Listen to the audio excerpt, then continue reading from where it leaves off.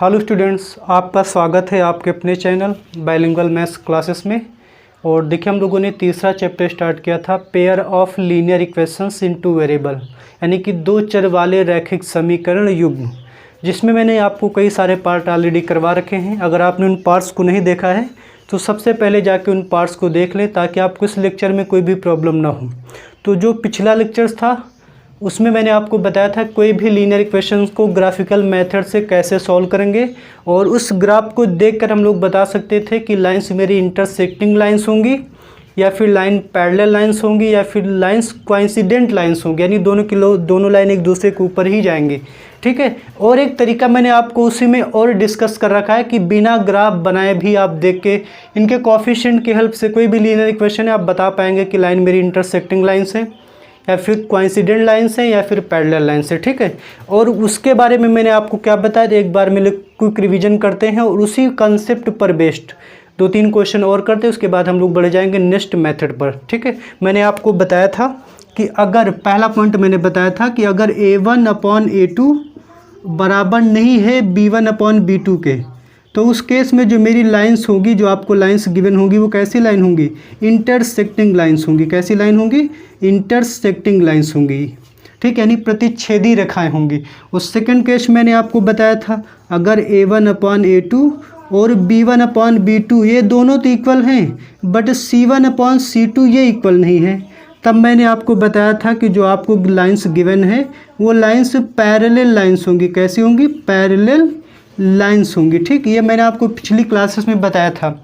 और तीसरा पॉइंट मैंने आपको ये बताया था कि अगर A1/A2 और B1/B2 एंड C1/C2 इन तीनों का रेशियो अगर आपको इक्वल आ रहा है या फिर आपको इक्वल दिया गया है, तो उस केस में जो गिवन लाइंस होंगी वो लाइंस कैसी होंगी? वो लाइंस होंगी कोइंसिडेंट लाइंस। कैसी होंगी?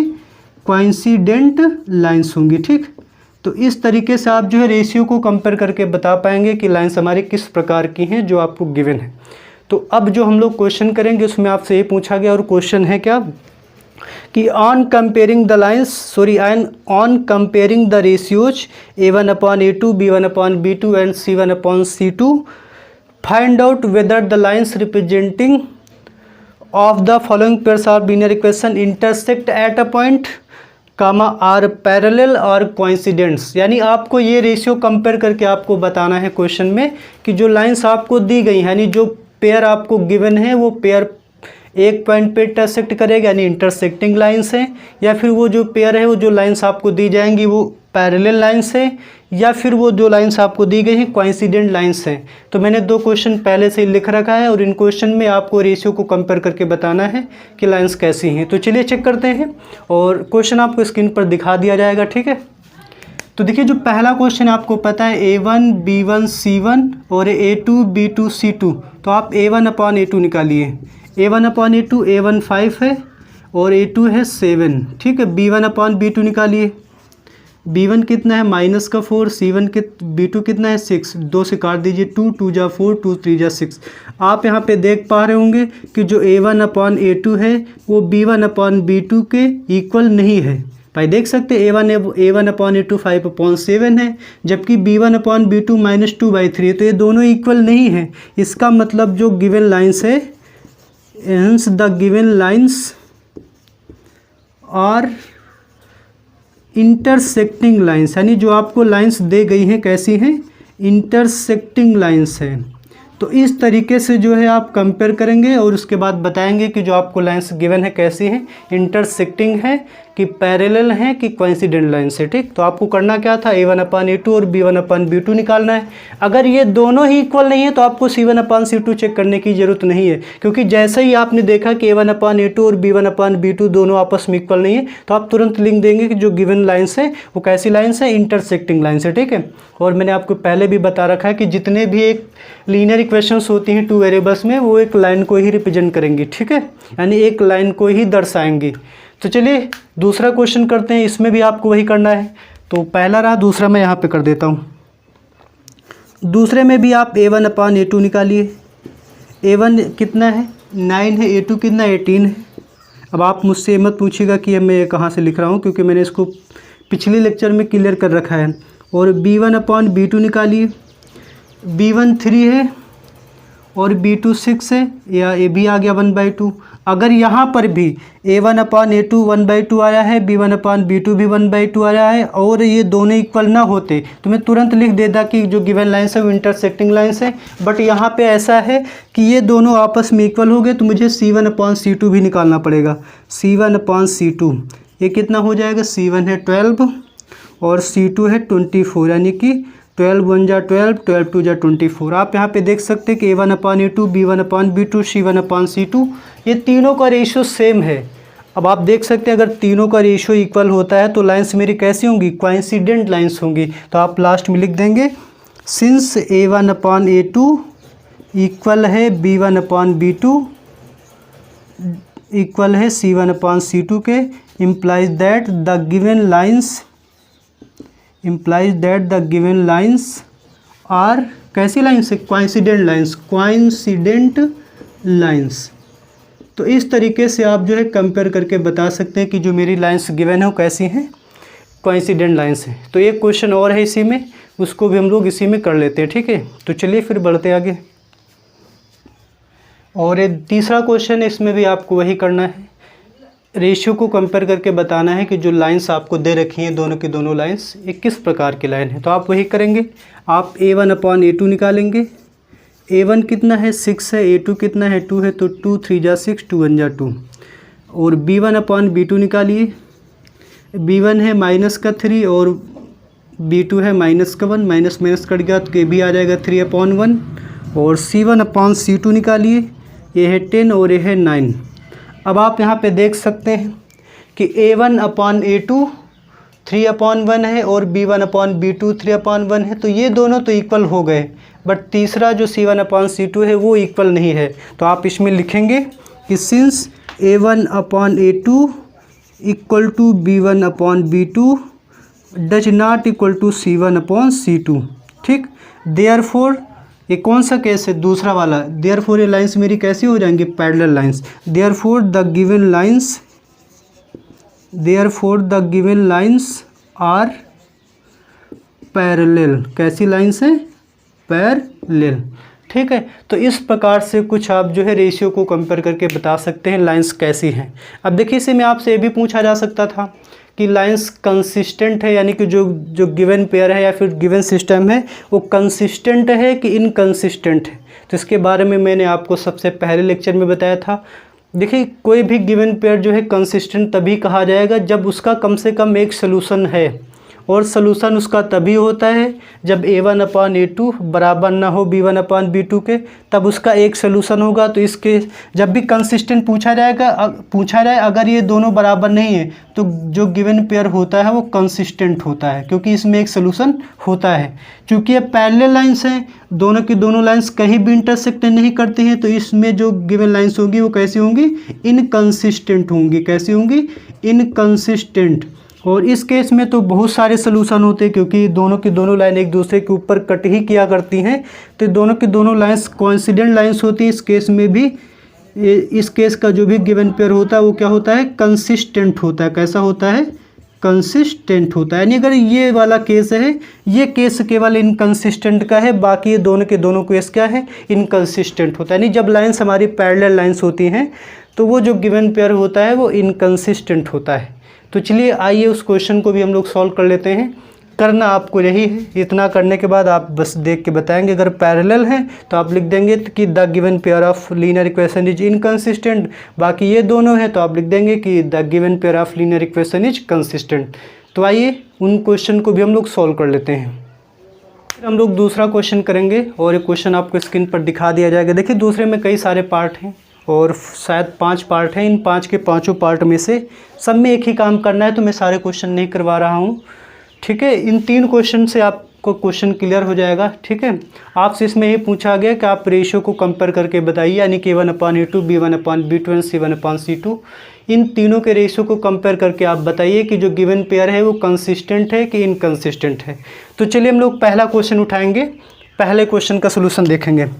और देखिए जो पहले क्वेश्चन में अगर मैं आपसे पूछूं कि देखिए A1 B1 C1 और A2 B2 C2, या फिर आप इसको ऐसे लिख दीजिए कि compare the given equation compare the given equation with, इन इक्वेशन को किससे कंपेयर करिए, a1x plus b1y equal to c1 and a2x plus b2y equal to c2।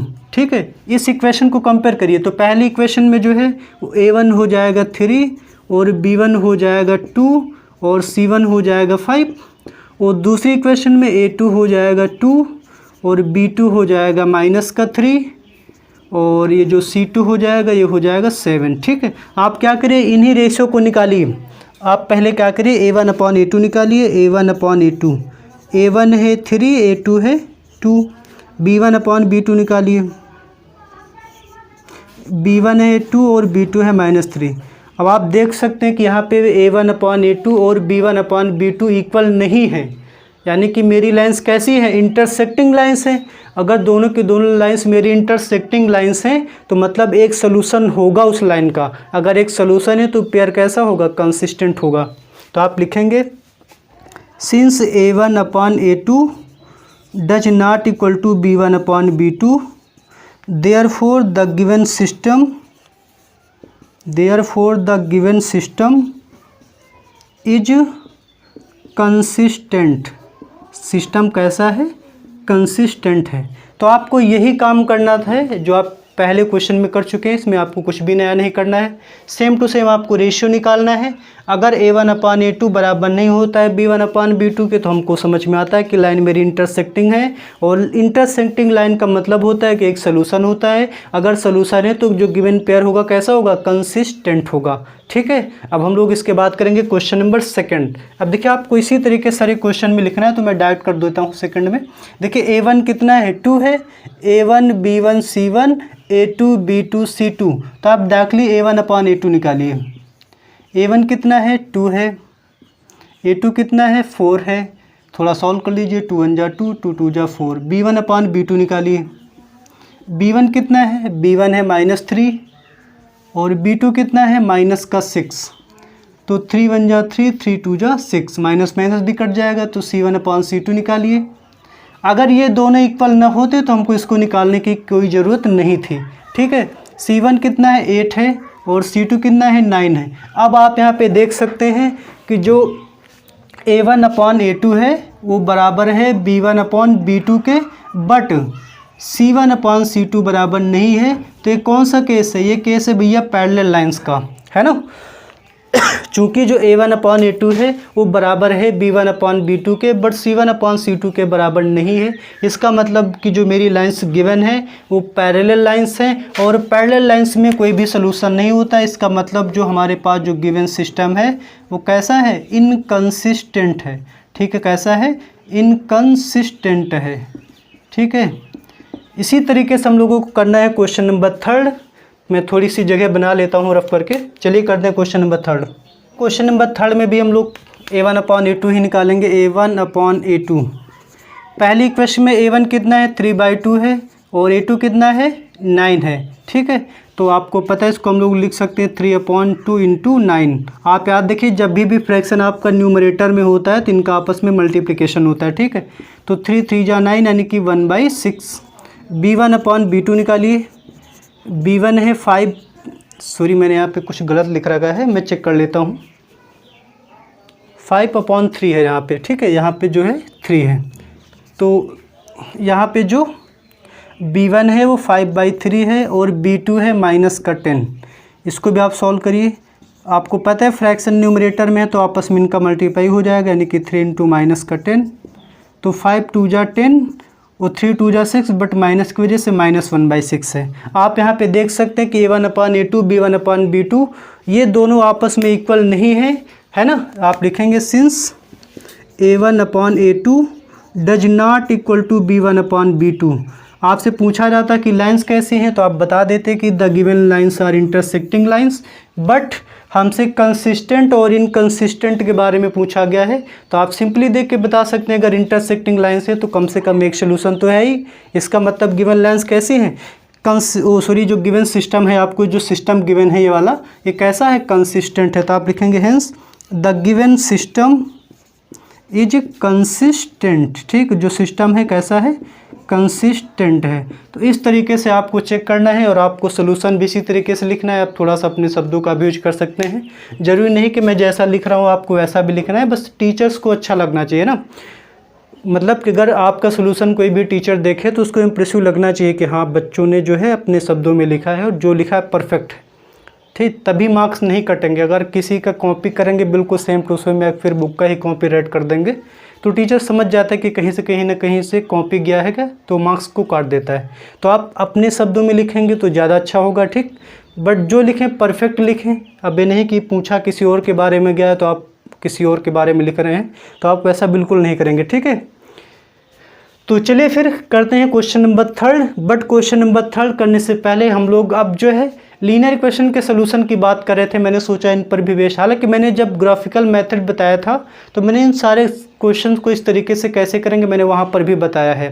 But मैंने सोचा कि मैं इन क्वेश्चन को एनसीईआरटी वालों ने दे रखा है तो मैं इन क्वेश्चन को मैं अलग से भी करवा दूँ, ठीक है।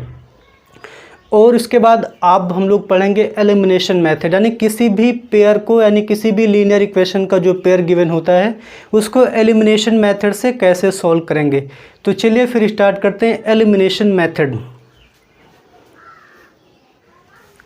तो देखिए एलिमिनेशन मेथड होता क्या है, इसको हम लोग कैसे क्वेश्चन में अप्लाई करके जो है उनके सोल्यूशन फाइंड कर सकते हैं। देखिए अगर मैं इस मेथड को बाकायदा जो बुक में लिखा है जिस तरीके से, अगर मैं उस तरीके से मैं आपको बताऊं, पूरा बाकायदा उसका एल्गोरिथम बताऊं तो आपको उससे कुछ भी समझ में नहीं आएगा, ठीक है। तो ऐसा करते हैं हम लोग, इसको समझने के लिए हम लोग सीधा एक एग्जाम्पल ही ले लेते हैं, ठीक। तो हम लोग एक गिवन पेयर ले लेते हैं।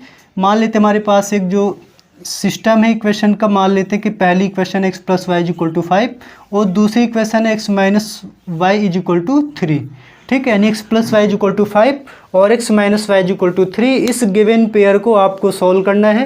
अब देखिए ग्राफिकल मेथड तो मैंने आपको बताया था, क्या बताया था, इन दोनों के दो सोल्यूशन फाइंड करते थे। मैंने टेबल बनाया था, उन पॉइंट्स को ग्राफ पर प्लॉट करते थे, दोनों लाइन को ड्रॉ करते थे, दोनों लाइन जिस पॉइंट पे इंटरसेक्ट करती थी वो पॉइंट ऑफ इंटरसेक्शन ही जो है इन किस गिवन पेयर का सोल्यूशन कहा जाएगा, ठीक है। वो मैंने ग्राफिकल मेथड में आपको बताया, आप पिछले लेक्चर को देख सकते हैं जाके। अब देखिए यहाँ पे एलिमिनेशन मेथड, देखिए एलिमिनेशन मेथड का मतलब होता है, अगर मैं इसको हिंदी में बताऊँ तो इसको हिंदी में बोलते हैं विलोपन विधि, विलोपन विधि। अब देखिए इस मेथड का यूज हम लोग कैसे करेंगे। देखिए आप ऐसा करिए ना, आप या तो दोनों इक्वेशन को ऐड कर दीजिए, जैसे मैं इसके इक्वेशन को एक नाम दे दूं थोड़ी देर के लिए और इस इक्वेशन को 2 नाम दे दूं, ठीक। तो एलिमिनेशन मेथड में करते क्या है, या तो हम लोग उन दोनों इक्वेशन को ऐड करते हैं तो एक वेरिएबल कट जाता है यानी कि एलिमिनेट हो जाता है, ठीक। या फिर कभी कभार हम क्या करते हैं, दोनों इक्वेशन को माइनस कर देते हैं, तब देखते हैं कि उसमें एक वेरिएबल कट गया यानी कि एलिमिनेट हो गया, तो एक वेरिएबल का मान वहाँ से आ जाता है। या तो दोनों इक्वेशन को जोड़ते हैं तब किसी वेरिएबल का मान आ जाएगा, या फिर x का या फिर y का, या फिर दोनों को माइनस कर देते हैं तो एक वेरिएबल कट जाता है तो किसी एक चर का मान आ जाएगा, यानी किसी भी एक वेरिएबल का मान आ जाएगा। यानी ओवरऑल करना क्या होता है, हम दोनों इक्वेशन को या तो ऐड कर देंगे या तो दोनों इक्वेशन को माइनस कर देंगे। बट ज़रूरी नहीं कि हर एक क्वेश्चन जो है डायरेक्ट ऐड करने से ही एक वेरिएबल कट जाए या फिर माइनस करने से ही एक वेरिएबल कट जाए। कभी कभी क्या करते हैं, हमको कुछ ना कुछ मल्टीप्लाई करके किसी एक वेरिएबल को बराबर करना होता है, क्योंकि आपको पता है प्लस करने या फिर माइनस करने से कटेंगे तभी जब दोनों वेरिएबल क्या होंगे, सेम होंगे, तभी कटेंगे, है ना। अब देखिए ये चीज़ें अभी आपको उतनी अच्छे से समझ में नहीं आ रही होंगी, अभी मैं आपको ढेर सारे क्वेश्चन कराऊंगा तब ये चीज़ें आपको बिल्कुल अच्छे से क्लियर हो जाएंगे, ठीक है। तो आइए इसका सोल्यूशन हम लोग जानेंगे बाय एलिमिनेशन मेथड, ठीक है। आप यहाँ पे देख रहे हैं कि ये y जो है मेरा प्लस का है और ये माइनस का है। मुझे पता है कि जैसे कि अगर 2 में इस प्लस के 2 में माइनस का 2 जब भी हम कभी ऐड करते हैं तो क्या आता है, 0 आता है, क्योंकि एक प्लस एक माइनस का कट जाता है, ठीक है। अगर 2 एक नंबर 2 हो दूसरा नंबर p2 हो तो अब क्या इनको ऐड करने से कटेंगे, तो आप कहेंगे बिल्कुल नहीं कटेंगे। यानी जब भी एक प्लस और एक माइनस का जब हम लोग ऐड कर देते हैं और दोनों बराबर होते हैं तो 0 हो जाता है, यानी गायब हो जाता है। अगर दोनों के दोनों प्लस में हैं तो आपको क्या करना होगा, फिर उस केस में आप माइनस करेंगे तभी दोनों कट के 0 होगा। यानी आप यहाँ से एक लॉजिक समझ गए होंगे कि अगर हमको कोई भी वेरिएबल या फिर कोई भी नंबर काटना है तो अगर दोनों एक प्लस एक माइनस का होगा तब तो हम ऐड कर देंगे तो कट जाएगा, या फिर एक प्लस का हो दूसरा भी प्लस का हो तब उन दोनों को हमको माइनस करना होगा, तब जाके वे कटेंगे। ठीक है, तो आपको यही चीज़ ध्यान रखते हुए आपको देखना है क्या जो मेरे वेरिएबल्स बराबर हैं वो प्लस में है, माइनस में है, या फिर एक प्लस एक माइनस में है। तो आप देख पा रहे होंगे कि ये प्लस में है और ये माइनस में है। अगर इन दोनों को हम ऐड करेंगे तो ये दोनों तो कट जाएंगे ना। तो आपको आइडिया लग गया कि यानी यहाँ पर हमको इन दोनों इक्वेशन को ऐड करना चाहिए। अगर ये दोनों प्लस में होते तो फिर हम दोनों को माइनस कर देते, तब कट जाता। भाई आप समझ गए होंगे, भाई सेम सेम होता तो माइनस करने पर ही कटेगा ना। अब एक चीज़ यहाँ पे आप कंफ्यूज हो रहे होंगे एक चीज़ को लेके कि क्या y को ही ज़रूरी है काटे, तो ऐसा बिल्कुल नहीं है, आप इसको भी काट सकते हैं। लेकिन अगर आप इन दोनों इक्वेशन को ऐड करेंगे तो ये दोनों कटेंगे नहीं, जुड़ जाएंगे, क्योंकि दोनों के दोनों प्लस है ना। जैसे यहाँ पे 2 को 2 में ऐड करते तो 4 हो जाता, वैसे यहाँ भी x में x ऐड हो जाएगा अगर आप दोनों इक्वेशन को ऐड करेंगे।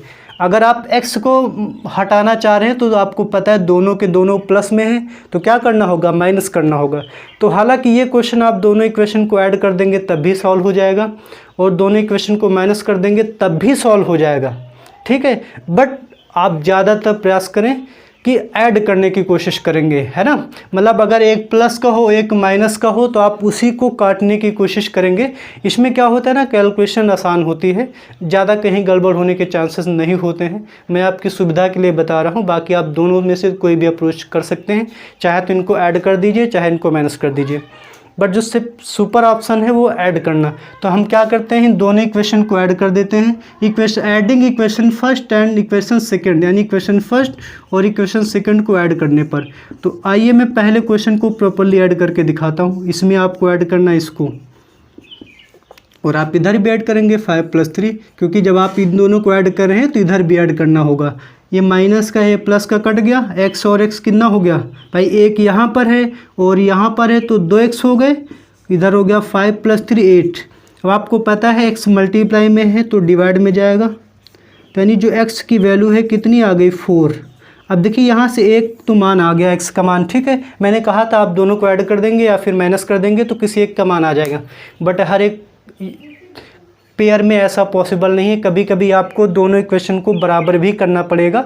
अभी मैं आपको क्वेश्चन में कराऊंगा, ठीक है, क्योंकि वो चीज़ अभी आपको खास समझ में नहीं आई होगी, बट आप यकीन मानिए लेक्चर को देखते रहिए। जब हम लोग बहुत सारे ढेरों सारे क्वेश्चन इस मेथड से सॉल्व कर चुके होंगे तब आप बिल्कुल 100% इसमें परफेक्ट हो जाएंगे, कोई दिक्कत नहीं आएगी। ठीक है, बट आपको पता है थोड़ा सा स्टार्टिंग में हर एक चीज़ की प्रॉब्लम आती है, तो आप बिल्कुल क्लास छोड़े नहीं, कंटिन्यू करते रहें। अब देखिए आपको पता है यहाँ से मैंने जैसे ही ऐड कर दिया इन दोनों इक्वेशन को, a प्लस का था a माइनस का, दोनों कट गए, x मिलकर 2x हो गया और इधर 5 + 3 8 हो गया। ठीक है, अब क्या करिए आप, अभी तो आपको y भी निकालना है, तो आप देख रहे हैं कि अगर इस x का मान मैं यहाँ पे रख दूँ तो y आ जाएगा, या फिर यहाँ पे रख दूँ तब भी y आ जाएगा। तो आप इस x का मान चाहे तो इसमें या फिर इसमें रख के जो है निकाल सकते हैं। तो मैं इस इक्वेशन फर्स्ट में रख देता हूँ बाई 1। तो इस इक्वेशन फर्स्ट में x की वैल्यू 4 हम लोग यहाँ पे पुट करेंगे, 4 + y = 5। अब देखिए 4 प्लस में है तो उधर किस में जाएगा, माइनस में, तो y = क्या आ जाएगा 1, यानी x की वैल्यू 4 होगी और y की वैल्यू 1 होगी। आप लिखेंगे हेंस, क्योंकि सॉल्व करना था, hence solution is x = 4 and y = 1। तो ये जो होगा x = 4 और y = 1 इस गिवन पेयर का सलूशन होगा। आई होप आपको थोड़ा बहुत समझ में ज़रूर आया होगा, ऐसा नहीं कि बिल्कुल समझ में नहीं आया होगा। और चूँकि ये चीज़ें आपको पिछली क्लासेस में भी कहीं ना कहीं यूज करवाई गई होंगी, तो इसमें भी बस आपको एक अलग से नाम नहीं बताया गया था एलिमिनेशन मेथड का, यानी विलोपन विधि का। ठीक है, तो फिलहाल अगर आप इस मेथड को और क्लियर करना चाहते हैं तो उसके लिए आप देखते रहिए मेरा चैनल बायलिंगुअल मैथ्स क्लासेस। और इसके आगे हम लोग ढेर सारे क्वेश्चन करेंगे, कम से कम 7-8 क्वेश्चन करेंगे इसी मेथड से, ताकि आपके सारे के जो डाउट्स हैं, जहाँ पर भी आपको डाउट्स आ रहे हैं, तो सारे के सारे डाउट्स आपको क्या हो जाएं, क्लियर हो जाएं। ठीक है, तो चलिए ठीक है, फिर मिलते हैं नेक्स्ट वीडियो में। वीडियो देखने के लिए धन्यवाद।